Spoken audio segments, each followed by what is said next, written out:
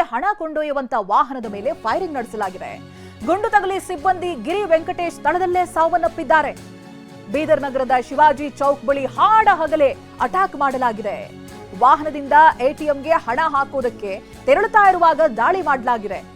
ಹಣ ಸಾಗಿಸುವ ಸಿಎಂಎಸ್ ವಾಹನದ ಮೇಲೆ ಗುಂಡಿನ ದಾಳಿ ಮಾಡಲಾಗಿದೆ. ನೋಡಿ ಎಷ್ಟರ ಮಟ್ಟಿಗೆ ಕೆಲವರು ಕೊಬ್ಬಿಟ್ಟಿರ್ತಾರೆ ಅಂತಂದ್ರೆ ಏನು ಮಾಡಬೇಕಾದ್ರೂ ದಕ್ಕಿಸ್ಕೋಬಹುದು ಅಂದ್ರೆ ಕಾನೂನಿನ ಭಯ ಇಲ್ಲ.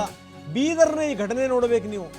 ಯಾಕಂದ್ರೆ ಒಂದು ಕಡೆಗೆ ಏನಾದರೂ ಎಟಿಎಂಗೆ ದುಡ್ಡು ತುಂಬಕ್ಕೊಂದು ವಾಹನ ಹೋಗುತ್ತೆ ಅಂತಂದ್ರೆ ಎಷ್ಟರ ಮಟ್ಟಿಗೆ ಅದಕ್ಕೆ ಬಂದೋಬಸ್ತ್ ಇರುತ್ತೆ ಅಂತ ಗೊತ್ತು. ಆದರೆ ಗುಂಡಿನ ದಾಳಿ ಮಾಡಿ ಬಾಕ್ಸ್ಗಳನ್ನು ಎತ್ಕೊಂಡು ಹೋದರು. ಸಿಬ್ಬಂದಿಯ ಮೇಲೆ ಗುಂಡಿಟ್ಟರು. ಬಾಕ್ಸ್ನಲ್ಲಿ ಹಣ ತರ್ತಾ ಇದ್ದಾರೆ ಅಂತ ಗೊತ್ತಾಯಿತು. ಗುಂಡಿನ ದಾಳಿ ಶುರುವಾಯಿತು. ಗುಂಡಿನ ದಾಳಿಗೆ ಸ್ಥಳದಲ್ಲೇ ಸಿಬ್ಬಂದಿ ಕುಸಿದು ಬಿದ್ದರು.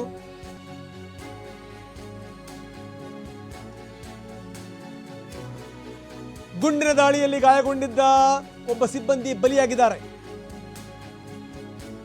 ಬಿಮ್ಸ್ ಆಸ್ಪತ್ರೆಯಲ್ಲಿ ಚಿಕಿತ್ಸೆ ಫಲಿಸದೆ ಶಿವಕುಮಾರ್ ಅನ್ನುವಂಥವ್ರು ಸಾವನ್ನಪ್ಪಿದ್ದಾರೆ. 26 ವರ್ಷ. ಇನ್ನೊಂದಿಷ್ಟು ವಿವರಗಳನ್ನು ನಾವು ನೋಡ್ತಾ ಇದ್ದೀವಿ. 90 ಲಕ್ಷ ಹಣ, 90 ಲಕ್ಷ, 1 ಕೋಟಿಗೆ 10 ಲಕ್ಷ ರೂಪಾಯಿ ಕಡಿಮೆ. ಯಾರು ಒಬ್ಬ ಶಸ್ತ್ರಧಾರಿ ಇರಲಿಲ್ಲ. ಈ ಸಂದರ್ಭದಲ್ಲಿ ಸೆಕ್ಯೂರಿಟಿ ಇರ್ತಾರಲ್ಲ, ಇಲ್ವೇ ಇಲ್ಲ. ಇದನ್ನೆಲ್ಲವನ್ನೂ ಕೂಡ ಗಮನಿಸಿದ್ದಾರೆ ಇವರು. ಸುಮ್ಮನೆ ಆಗಿರುವಂಥದ್ದಲ್ಲ ಇದು. ಯಾರು ಇಲ್ಲ, ಯಾರು ಗನ್ಮ್ಯಾನ್ ಇಲ್ಲ, ನಾವು ಈಸಿಯಾಗಿ ಅಟ್ಯಾಕ್ ಮಾಡಬಹುದು, ಇದೆಲ್ಲದೂ ಕೂಡ ಗೊತ್ತಾಗಿದೆ. ಗೊತ್ತಾಗೇನೇನೆ ಇವರು ದಾಳಿ ಮಾಡಿದ್ದಾರೆ. ಈ ರೀತಿ ಹಾಡ್ ಹಗಲಲ್ಲಿ ಬಿಂದಾಸಾಗಿ ಬಂದು ನಿಲ್ಲಿಸಿ ಗುಂಡು ಹೊಡೆದು ಬಾಕ್ಸ್ಗಳನ್ನು ಎತ್ಕೊಂಡು ಹೋಗ್ತಾರೆ ಅಂತಂದ್ರೆ. ಬೀದರ್ ನಗರದಲ್ಲಿ ಹಾಡ ಹಗಲೇ ಗುಂಡಿನ ದಾಳಿ ನಡೆದಿದೆ. ಎಟಿಎಂಗೆ ಹಣ ಹಾಕುವ ಸಿಬ್ಬಂದಿ ಮೇಲೆ ಗುಂಡಿನ ದಾಳಿ ಮಾಡಲಾಗಿದೆ. ಸಿಎಂಎಸ್ ವಾಹನದ 2 ಸಿಬ್ಬಂದಿ ಗುಂಡೇಟಿಗೆ ಬಲಿಯಾಗಿದ್ದಾರೆ. ಖದೀಮರ ಅಟ್ಟಹಾಸರ ದೃಶ್ಯ ಸಿಸಿ ಕ್ಯಾಮೆರಾದಲ್ಲಿ ಸೆರೆಯಾಗಿದೆ.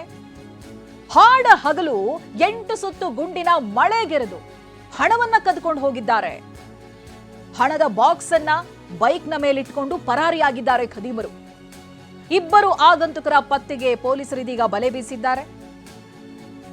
ನೋಡಿ, ಹಗಲು ಹೊತ್ತಿನಲ್ಲೇ ಇಂಥ ದರೋಡೆ ನಡೆದು ಹೋಗಿದೆ. ಅದು ನಾವು ದೃಶ್ಯಗಳನ್ನ ತೋರಿಸ್ತೀವಿ. 10 ಜನ ಇದ್ದಾರೆ.